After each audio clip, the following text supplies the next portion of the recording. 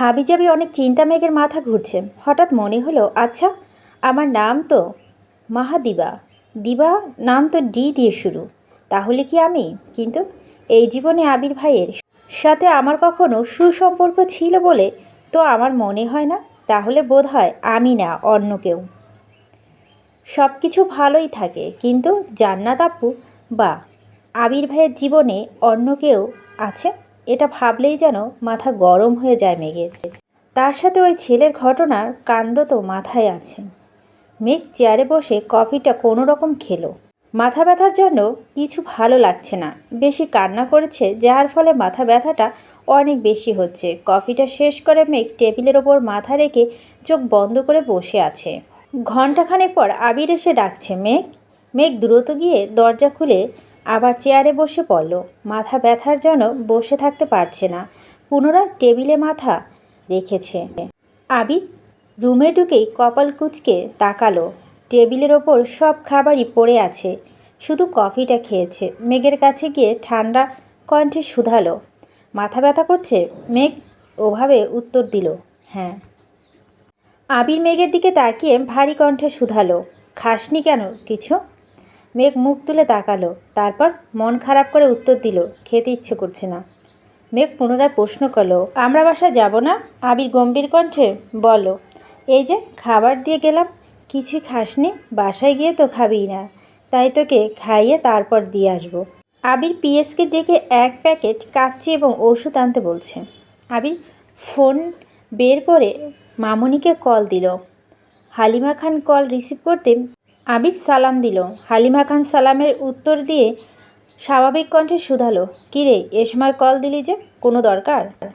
আবির ঠান্ডা কণ্ঠে বলল, মেঘ আমার অফিসে আছে, এটা জানানোর জন্য তোমাকে কল দিয়েছি। গাড়ি জ্যাম আটকে ছিল, তাই আমি গিয়ে নিয়ে এসেছি। আমার একটু কাজ আছে, শেষ করে ওকে নিয়ে বাসা ফিরব। আর আঙ্কেলকে বলেছি গাড়ি নিয়ে বাসায় চলে যেতে। একসাথে কথাগুলো বলে তারপর থামলেন। হালিমা খান হাসিমুখে উত্তর দিলেন, আচ্ছা ঠিক আছে মেঘ, জ্বালালে মাথা গরম করিস না বাবা, কাজ শেষ করে চলে আসিস। আবির মৃদু হেসে বলল, সমস্যা নেই, তুমি চিন্তা করো না। কল কাটতেই মেঘ বলল, আপনি আম্মুকে বললেন না কেন? আবির মেঘের দিকে তাকে উত্তর দিল, সব কথা সবসময় সবাইকে বলতে হয় না। মেঘ কিছুই বলছে না, চুপচাপ বসে আছে। এর মধ্যে তানবীর মেঘের নাম্বারে কল দিয়েছে। মেঘ রিসিভ করার আগেই আবির মেঘের ফোন নিয়ে রুম থেকে বেরিয়ে গিয়ে তানবীরের সাথে কথা বলছে। রুমে এসে মেঘের ফোন টেবিলের উপর রেখে পাশের চেয়ারে বসে গম্ভীর কণ্ঠে প্রশ্ন করলো, কি হয়েছিল তোর সাথে? সম্পূর্ণ ঘটনা বল। মেঘ ঢোক গিলে ধীরে ধীরে বলা শুরু করলো, কিছুদিন যাবৎ কয়েকটা ছেলে কোচিংয়ের সামনে দাঁড়িয়ে থাকে, সিগারেট খায়, আর কি খায়, আর মেয়েদেরকে উল্টোপাল্টা কথা বলে। অনেক স্টুডেন্ট একসাথে বের হয়, তাই কোচিংয়ের সামনে দাঁড়ানো যায় না। এজন্য আমি আর বন্যা প্রতিদিন বের হয়ে একটু সাইডে দাঁড়াই। আমাদের গাড়ি আসলে আমি চলে যাই, বন্যাও চলে যায়। কিন্তু বন্যার সর্দি কাশির জন্য গতদিন আসেনি, আজও আসতে পারেনি। কোচিং থেকে বের হয়ে আমি অন্য দিনের মতোই সাইডে দাঁড়িয়ে ড্রাইভার আঙ্কেলের কল দিচ্ছিলাম, আঙ্কেল বলো জ্যামে আছে, একটু দেরি হবে। আমি যেন কোচিনের ভিতরে বসি। আমি আবার যখন ঘুরে কোচিনে যেতে নিব, তখনই কয়েকটা ছেলে পথ আটকে দাঁড়িয়েছে। আমি সাইড দিতে বলছি, কিন্তু মাতালের মতো কি যেন বলছিল। আমি ভয়ে উল্টো দিকে হাঁটা শুরু করছি। ওইখান থেকে একটা ছেলে আমার পিছু নিয়েছে। আমি দ্রুত হাঁটছিলাম আর ফোনে ভাইয়ার নাম্বারে কল দিয়েছিলাম। ওই ছেলে বাজে বাজে কথা বলতে বলতে আমার কাছে চলে আসে। তারপর আমি দৌড় শুরু করি। ওই ছেলে দৌড়ে এসে আমার হাত চেপে ধরে। আশেপাশে কোনো মানুষ নেই। আমি হাত ছাড়ানোর অনেক চেষ্টা করি, কিন্তু পারছি না। চিৎকার করছি, কিন্তু কেউ নেই। ওই ছেলে আমার হাত ধরতে নিলেই দূর থেকে একটা লোক দৌড়ে আসে। ওই লোককে আসতে দেখে ছেলেটা দৌড়তে শুরু করে। অনেকটা যাওয়ার পর কয়েকজন মিলে ছেলেটাকে ধরে। আমি তখন আবার ভাইয়াকে কল দিচ্ছি, ভাইয়া রিসিভ করেনি। তারপর বাধ্য হয়ে আপনাকে কল দিয়েছি। ওই ছেলেকে আটকে 2-3 জন এসে আমাকে নিয়ে গেছে। সেখানে অনেক জিজ্ঞাসাবাদ করেছে। পরে কেউ একজন পুলিশে কল দিয়েছে। পূর্ণ মনোযোগ দিয়ে কথাগুলো শুনল আবির। দীর্ঘ শ্বাস ছেড়ে নিজেকে শান্ত রাখার চেষ্টা করলো, কিন্তু তার চোখ যেন কিছুতেই শান্ত হতে চাইছে না। আবিরের চোখ রাগে জ্বলছে। আবির নিজের ফোন বের করে কি যেন একটা টেক্সট কাকে পাঠিয়ে ফোন রেখে দুহাতে টেবিলের ওপর রেখে তার উপরে মাথা রাখল। তার এই রুদ্রমূর্তি ধারণকৃত রূপ কোনোভাবেই যেন মেঘ না দেখে তাই নিজেকে আড়াল করার চেষ্টা করেছে। মেঘ নির্বোধের ন্যায় আবির ভাইয়ের চুলের দিকে চেয়ে আছে। সামনের দিকে লম্বা চুলগুলো টেবিলের ওপর আছে। মেঘ মৃদু হেসে নিজের ডান হাতে এগিয়ে দিল আবির ভাইয়ের চুলের দিকে। টেবিলে পড়ে থাকা চুলগুলোকে আলতোভাবে ছুঁয়ে দিল। ধমকের ভয়ে হাত সরিয়ে নিল সঙ্গে সঙ্গে। আবিরের নীরবতা দেখে আবারও ছুঁয়ে দিল আবিরের চুল। মেঘে এমন কাণ্ডতে আবির লুকানো রাগান্বিত মুখমণ্ডল আকস্মাৎ হাসি ফুটে উঠেছে। ক্ষণিকের ব্যবধানে আবিরের রাগী অভিব্যক্তি বদলে গেছে। মেঘ কিছুক্ষণ আবিরের চুল নিয়ে দুষ্টুমি করে, চুল ছেড়ে স্বাভাবিক হয়ে বসলো। তারপর শীতল কণ্ঠে ডাকলো, আবির ভাই। সহসা সেই চিরচেনা সুমধুর কণ্ঠে উত্তর আসলো, হুম। মেঘ কয়েক সেকেন্ড এই ডাক শুনে মুগ্ধ হয়ে রইল। তারপর ঢোক গিলে ভয়ে ভয়ে প্রশ্ন করল, দেওয়ালে যে ডি লেখা, ডি দিয়ে কার নাম? আবির মাথা তুলে ভুরু কুঁচকে মেঘের দিকে চেয়ে নিরুদ্দেশ কণ্ঠে বলল, হবে কোনো এক ঢঙ্গি। আবিরের কথা ঘোরানোর জন্য শক্ত কণ্ঠে বলে শুরু করলো, আজকের পর থেকে তোর কোনো ধরনের সমস্যা হলে, যদি মনে হয় সমস্যা হতে পারে, সঙ্গে সঙ্গে আমায় কল দিবি। তানবীর ব্যস্ত থাকে, চাইলেও সব কিছু ম্যানেজ করতে পারে না, তাই তানবীরকে কল দেওয়ার আগেই আমায় কল দিবি। আর কোচিনে আপাতত তোর যেতে হবে না। কোচিনে গেলে কেউ কিছু বললে বা খারাপ আচরণ করবে তার জন্য নয়। তুই চাইলে ওইখানে সব কয়টা ছেলে এখনই তোর পায়ে ধরে মাপ চাওয়াবি। আর কোনোদিনও কোচিনে আশেপাশে আসবে না। কিন্তু সমস্যা হচ্ছে, তুই তো এই বিষয়টা স্বাভাবিকভাবে নিতে পারবি না। তুই কোচিনে যেতে আসতে ভয় আমি চাই না। আজে বাজে প্রেশার নিয়ে নিজের মাথাটা হ্যাং করে রাখিস। তার থেকে কোচিনের রুটিন অনুসরণে পড়বি। আমি প্রশ্ন নিয়ে আসব। জান্নাত তোর পরীক্ষা নেবে, দরকার হলে জান্নাত 3 ঘন্টা সময় নিয়ে পড়াবে তোকে। মেঘ আস্তে করে বলল, বেশি রাত হলে জান্নাত আপু কীভাবে যাবে?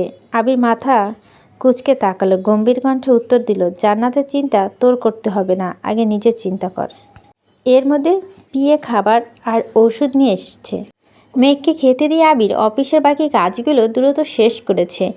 রাকিব আর রাসেলের সাথে কথা বলে আসছে।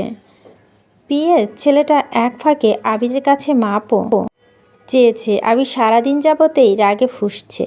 অফিসে সবার সাথে হুটহাট রাগ দেখাচ্ছে, নিজের রাগ কন্ট্রোল করতে পারছে না। কয়েকবার চোখে মুখে পানি দিয়েছে, তাতেও কাজ করছে না। মেঘ খাচ্ছে আর বিড়বিড় করে বলছে, আপনার জান্নাত আপুর প্রতি কেয়ারটা খুব তাড়াতাড়ি সরাতে হবে। কোথাও চান্স পেলে জান্নাত আপুর কাছে আর পড়ব না। তারপর আপনার কেয়ার কমে যাবে। ধীরে ধীরে আমি নিজেই আপনার প্রেমিকা হয়ে যাব। কথাগুলো বলতে বলতে মেঘ ঠোঁটে সহসা হাসি ফুটে উঠেছে। কাজ শেষ করে নিজের রুমে এসে মেঘকে হাসতে দেখে আবির সব রাগ নিমিষেই মিলিয়ে গেছে। মনে মনে ভাবছে, তোর এই হাসিতে কী এমন জাদু আছে যে হাসি আমার সব রাগ এক মুহূর্তে নিঃশেষ করে দিতে সক্ষম? মেঘ তাকাতেই আবির নড়ে উঠল, স্বাভাবিক কণ্ঠে বলল, রেডি হয়ে নে, বাসায় যাব। মেঘকে বাসার সামনে নামিয়ে আবির গম্ভীর কণ্ঠে বলল, রুমে গিয়ে ডিরেক্ট ঘুমাবি। কাউকে কিছু বলা দরকার নেই। যদি কিছু বলতে হয় আমি বাসায় ফিরে বলবো। কয়েক ঘন্টা সময় পার হওয়াতে মেঘ অনেকটা স্বাভাবিক হয়ে গেছে। রুমে গিয়ে ফ্রেশ হয়ে ঘুমিয়ে পড়েছে। ঘন্টা দুয়েক পর চিল্লাচিল্লির শব্দে মেঘের ঘুম ভাঙে। করিডোর থেকে নিচে তাকিয়ে দেখে বাড়ির 3 কর্তায় সোফায় বসা। 3 কর্তি কিছুটা দূরে দাঁড়িয়ে আছে। সোফা থেকে কিছুটা দূরে আবির ভাই দাঁড়িয়ে আছে। দেখে মনে হচ্ছে ওনার মতো ভদ্র আর শান্ত ছেলে দ্বিতীয় আর নেই। আবির থেকে কিছুটা দূরে দাঁড়িয়ে আছে তানভীর। আলী আহমেদ খান চিৎকার দিয়ে উঠল, তোমাকে এতবার সাবধান করার পরও আবারও মারপিট কেন করেছ? বড় আব্বু রাগান্বিত স্বরে মেঘের শরীর কেঁপে উঠল। আবির ভাই তো জানাতেই চায়নি, তাহলে বড় আব্বু জানলো কিভাবে? এই বাড়িতে আসার পর থেকে আবির ভাইয়ের প্রতিনিয়ত নিষেধ করা হচ্ছে, কিন্তু আজ তো মেঘের নিজের চোখেই আবির ভাইয়ের ক্রোধ দেখেছে, মারপিট দেখেছে। আজ আবির ভাইয়ের কী হবে এটা নিয়ে ভাবনার পড়ে গেছে মেঘ। অথচ আবির ভাইয়ের মধ্যে কোনো ভয় ডর কিছু নাই। মেঘ সবেমাত্র ঘুম থেকে উঠেছে, এলোমেলো চুল আর ক্লান্ত মুখশ্রী নিয়ে ধীরে ধীরে সিঁড়ি বেয়ে কিছুটা নিচে নামল। আবিরকে নিরুত্তর থাকতে দেখে আলী আহমেদ খান পুনরায় ধমকে উঠলেন, কথা কেন বলছো না?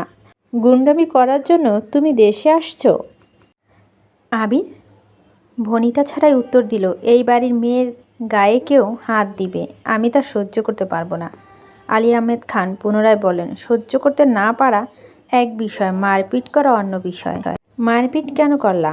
লোকে কি বলবে? বিদেশ থেকে পড়াশোনা করে দেশে ফিরে ছেলে, সে এখন রাস্তাঘাটে মারপিট করে। আবির মাথা নিচু করে ভারী কণ্ঠে বলল, আফসোস, আমাকে নিয়ে যতটা মাথা ঘামাচ্ছেন তার কিছুটা মাথা যদি ওই ছেলেগুলোর জন্য ঘামাতেন তাহলে কেন মেরেছি প্রশ্নটা আমায় করতেন না। মোজাম্মেল খান কঠিন স্বরে বললেন, ওই ছেলেগুলোর যেন আইন আছে, পুলিশ আছে, তোমাকে তো দায়িত্ব দেওয়া হয়নি। তুমি ছেলেকে না মেরে মেঘকে নিয়ে চলে আসতে পারতে। আবির বিড়বিড় করে বলল, আইন আর পুলিশ ছিল বলেই তো ওইগুলো আবার পিটাতে হয়েছে। ইকবাল খান চিন্তিত স্বরে বলে, দেখো আবির, এসপি আমার বন্ধু ছিল আর তোকে চিনছে বিদায় ঝামেলা করেনি, আর আমাকেও কল দিয়ে জানিয়েছে। এখানে অন্য কেউ থাকলে তো ঝামেলা হতোই। আলী আহমেদ খান পুনরায় বলে উঠলেন, মান সম্মানের চিন্তা কি এই ছেলের আছে? আবির রাগকে কন্ট্রোল করতে না পেরে চিৎকার করে বলে উঠল, আমায় ক্ষমা করবেন, আমি আপনাদের মতো ভদ্রলোকের মুখোশ পরে চলতে পারবো না, আর আপনাদের মতো পাষাণ হৃদয়ে নিয়ে বাঁচতে পারবো না। কেউ আমার গণ্ডি ছোঁয়ার চেষ্টা করলে সে হাত ভেঙে দিতে আমি দ্বিতীয়বার ভাববো না।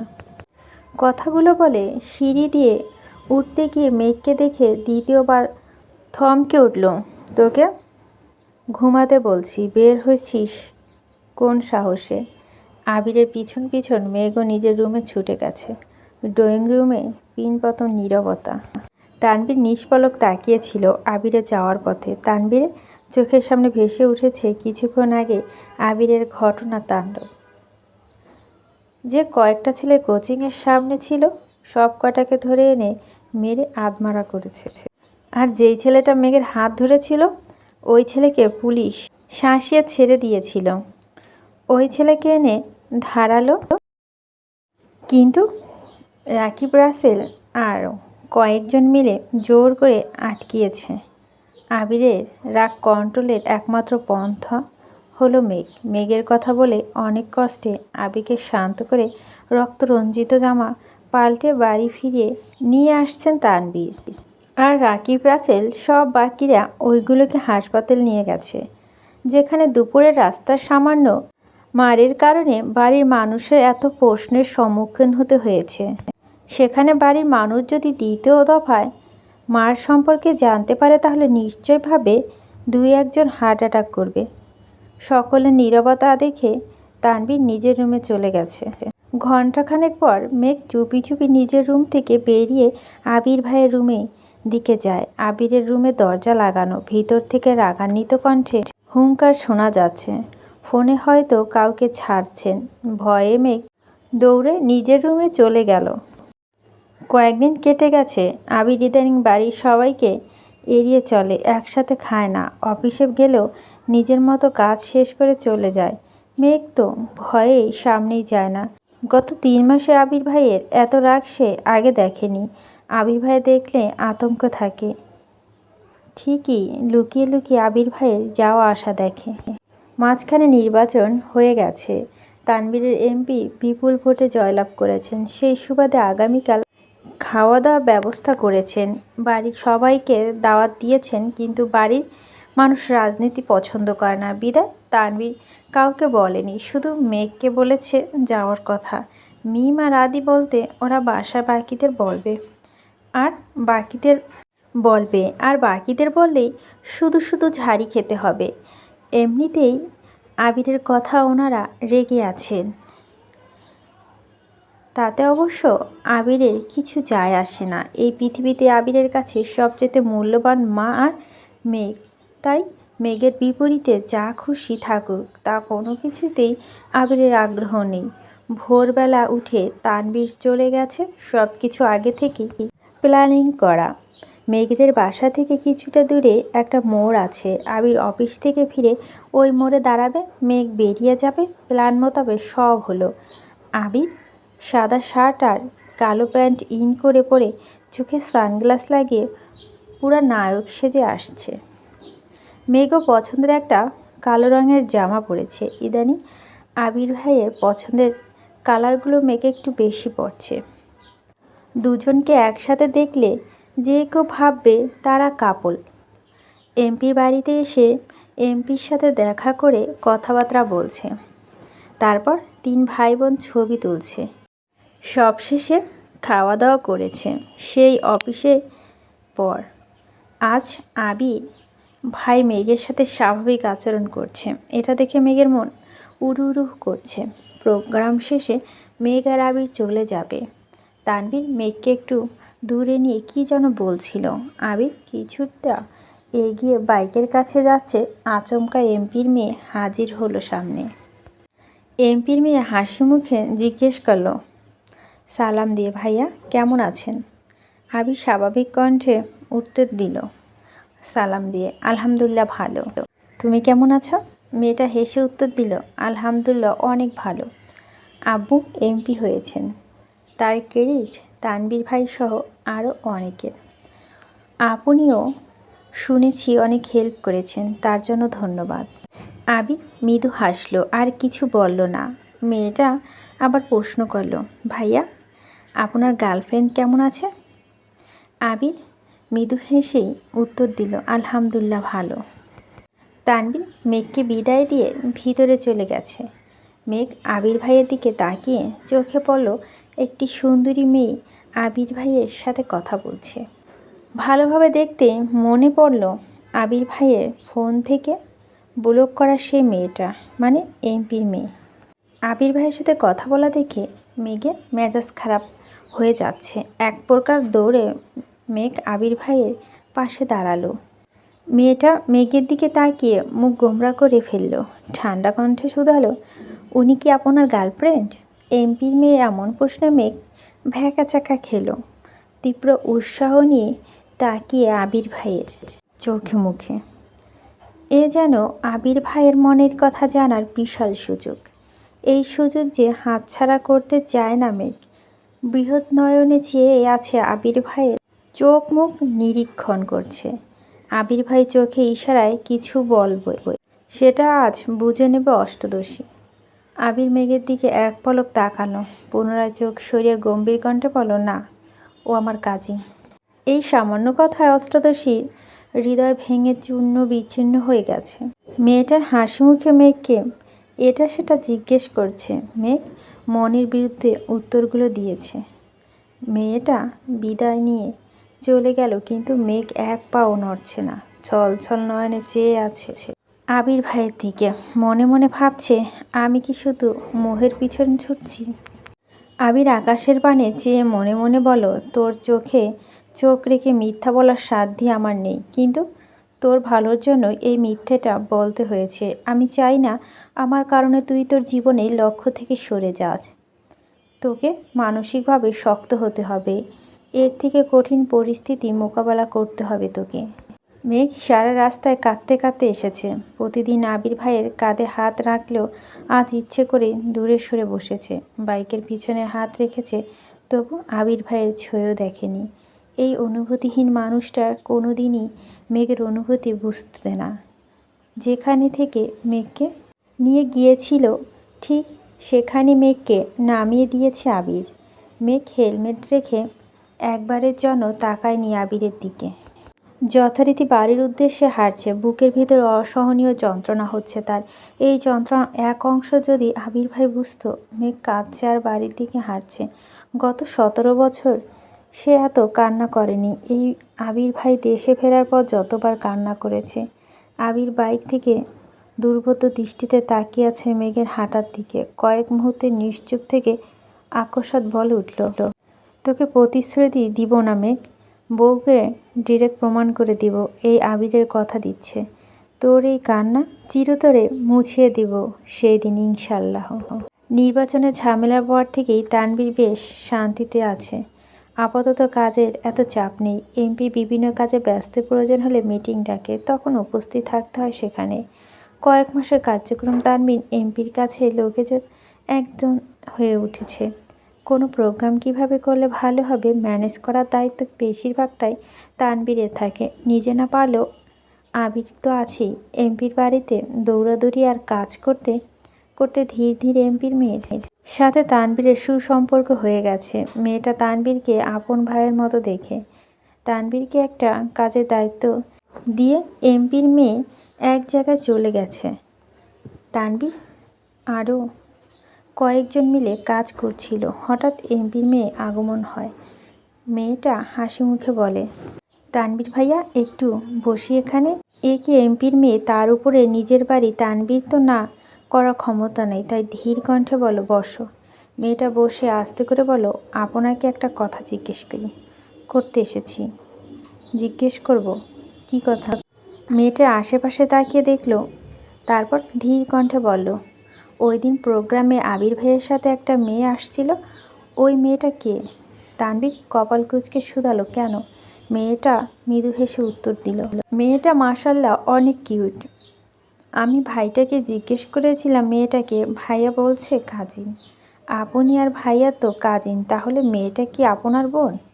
তানভীর স্বাভাবিক কণ্ঠে বলল, হ্যাঁ, আমার একমাত্র বোন মাহাদিবা খান মেয়ে। এখন বলো ঘটনা কি? মেয়েটা আমতা আমতা করে বলল, আসলে আপনার বোনকে আমার অনেক পছন্দ হয়েছে। আমার ভাইয়া ইউকেতে পড়াশোনা করে। আমার মনে হচ্ছে আমার ভাইয়ার সাথে মেয়েকে খুব ভালো মানাবে। একটু বলেই থামলো। তানভীর কপাল কুঁচকে তাকিয়ে আছে। পুনরায় মেয়েটার কথা শুরু করলো, না না, এখন বিয়ে দিতে হবে না। ভাইয়া 2-1 বছরের মধ্যে ছুটি নিয়ে দেশে আসবে, তখন যদি। তানভীর দীর্ঘশ্বাস ছেড়ে রাগ কন্ট্রোল করে মৃদু হাসলো, তারপর শক্ত কণ্ঠে উত্তর দিল, আমায় বলছো? এখানেই থামো। ভাইয়া যদি এগুলো শুনে তো আল্লাহ জানে কি করবে। ভাইয়া যার সাথে বিয়ে ঠিক, সে আর কেউ না, আমার একমাত্র বোন মেঘ। ভাইয়ার পৃথিবী জুড়ে শুধু মেঘের অস্তিত্ব। না ভাইয়া কারো হবে, আর না মেঘকে কারো হতে দেবে। মেয়েটা বিস্ময় চোখে চেয়ে বিড়বিড় করে বলল, ভাইয়াকে জিজ্ঞেস করেছিলাম গার্লফ্রেন্ড কি না, উনি তো না করেছেন, বললেন কাজিন। তানভীর হাসি মুখে উত্তর দিলেন, গার্লফ্রেন্ড না, তবে না করেছে। বউ কি না জিজ্ঞেস করতা তাহলে ঠিকই হ্যাঁ বলতো। ভাইয়া মেঘকে কখনো গার্লফ্রেন্ড ভাবে না, সবসময় বউ ভাবে, আর বউ হিসেবে পরিচয় দেয়। সে যাই হোক, এই বিষয় নিয়ে আর কথা বাড়িও না, যাও এখান থেকে। মেয়েটা মন খারাপ করে চলে যাচ্ছে। আবিরকে ভালো লাগছিল। আবির অন্য কারো মালিকানায় বন্দি। এখন মেঘকে নিজের ভাইয়ের জন্য পছন্দ করেছে। এই মেঘ আবির ভাইয়ের দখলে। বিড়বিড় করে আবিরকে বকতে বকতে বাসার ভিতর চলে গেল। তানভীরের কাজ শেষ করে দুপুরে বাইক নিয়ে বের হচ্ছিল। মেঘকে কোচিং থেকে সামনে ওয়েট করছে। কিছুক্ষণের মধ্যে কয়েকজনের সাথে বন্যা বেরিয়ে আসছে। বন্যাকে দেখে তানভীর বাইক থেকে জোরে ডাকলো, এই মেয়ে এদিকে আসো। বন্যা অবাক চোখে তাকালো।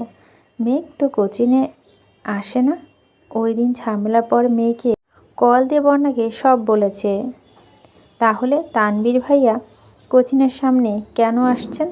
বন্যা গুটি গুটি পায়ে এগিয়ে আসলো তানভীরের কাছে। তানভীর স্বাভাবিক কণ্ঠে শুধালো, আজকে পরীক্ষা কেমন হয়েছে? বন্যা মৃদু হেসে উত্তর দিল, জি ভালোই। তানভীর গলা খাকিয়ে দিয়ে ধীর কণ্ঠে শুধালো, তুমি কি অসুস্থ ছিলে? সুস্থ হয়েছে? বন্যা বিস্ময়কর দৃষ্টিতে চেয়ে আছে। বন্যা অসুস্থ ছিল এটা তানভীর ভাই কিভাবে জানে? অবশ্যই জানবে না বা কেন? মেঘই নিশ্চয় বলেছে। বন্যার উপর নিচ মাথা নাড়ালো। তানভীর বাইকে সাইড থেকে একটা হেলমেট খুলে বন্যার দিকে দিয়ে বলল, এটা পরে বাইকে বসো। বন্যা ভুরু কুচকে তাকিয়ে বলল, কেন? তানভীর কিছুটা শক্ত গলায় বলল, উঠতে বলছি উঠো। বন্যা তানভীর ভাই সম্পর্কে খুব ভালো করেই জানে, তাই তেড়ামি না করে চুপচাপ বসেছে। তানভীরের পিছনে নিজের ব্যাগ রেখে তারপর বসেছে, যেন গায়ে না লাগে। তানভীর বন্যাকে নিয়ে একটা রেস্টুরেন্টে এসেছে। বন্যার পছন্দ মতো খাবার অর্ডার দিয়েছে। আগে একদিন মেঘের সাথে ছিল বলে বন্যার এতটা অস্বস্তি লাগেনি।